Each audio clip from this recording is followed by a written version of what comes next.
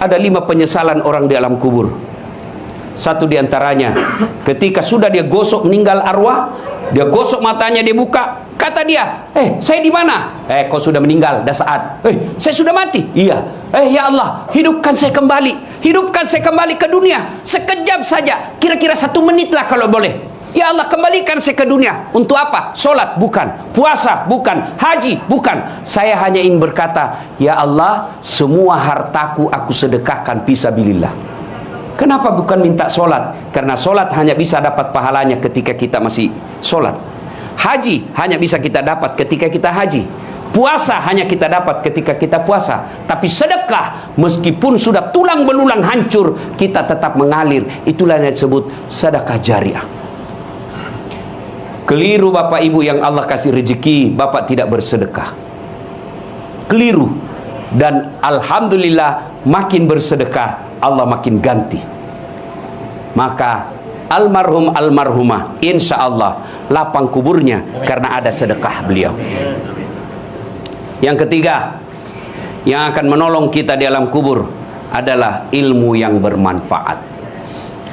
Almarhum almarhumah, beliau suami istri, tokoh pendidikan. Itulah ilmu yang bermanfaat. Ketika diajarkan ilmu hukum kepada mahasiswanya, diajarkan tentang keadilan, lalu anak mahasiswanya menjadi pengacara yang membela dan menegakkan keadilan, selama itu juga amal-amal akan mengalir. Maka karena itu, ibu bapak kalau dapat konten-konten dakwah, jangan berhenti di grup, jangan berhenti di HP bapak, sebarkan.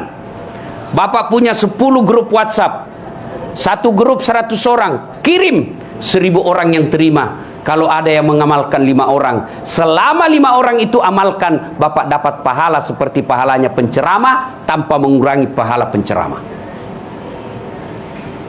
Ilmu yang bermanfaat adalah yang bisa menyelamatkan kita di alam kubur. Inilah 3 yang akan terus mengalir meskipun kita sudah di alam kubur, bahkan sudah habis tulang belulang kita. Anak yang soleh dan soleha, sedekah harta, kemudian ilmu yang bermanfaat. Dan orang yang ada di alam kubur sekarang masih transit, belum sampai surga, termasuk Rasulullah Muhammad SAW. Dan siapa yang paling menderita di alam kubur? Kata Nabi, orang yang paling menderita di alam kubur nanti adalah al-mutahawil bis sholah, yang menganggap enteng sholat. Saya mau tanya, bapak-bapak, kalau pergi merantau ke Sulawesi Selatan, ternyata bapak tidak nyaman di Sulawesi Selatan, ada pilihan? Ada? Ada. Balik lagi ke Jakarta. Saudara-saudara dari Jawa merantau ke Sumatera, ternyata di sana tidak bagus, ada pilihan? Ada. Balik lagi ke Jawa, mangan orang mangan, yang penting ngumpul. Iya. Iya toh? Bapak-bapak kalah pil caleg, ada pilihan? Kalah pilpres, ada pilihan? Ada. Tunggu lagi 5 tahun yang akan datang, kita tanding lagi. Ya, tidak disenang sama gubernur, ada pilihan? Ada. Apa? Pensiun dini. Selesai urusan, biar ada di situ kita lewat. Bukan lagi gubernurku. Iya kan? Ibu-ibu, suami cerewet, suami kasar, ada pilihan bu?